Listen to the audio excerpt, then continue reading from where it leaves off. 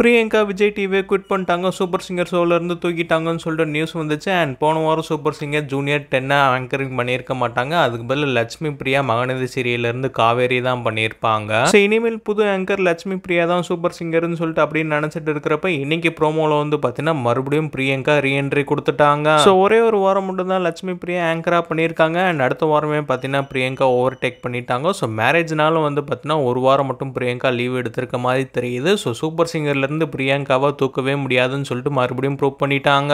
அது அவங்களோட ஸ்டோரியில ஷேர் பண்ணி நக்கலா ஒரு சாங்கும் போட்டிருக்காங்க, மாட்டிக்கினாரு ஒருத்தர்ன்னு சொல்லிட்டு. ஸோ எல்லா பேருமே பிரியங்கா போயிட்டாங்கன்னு சொல்லிட்டு சில பேர் ரொம்ப ஹாப்பியா இருந்தாங்க. பட் மறுபடியும் பார்த்தீங்கன்னா வந்துட்டாங்க.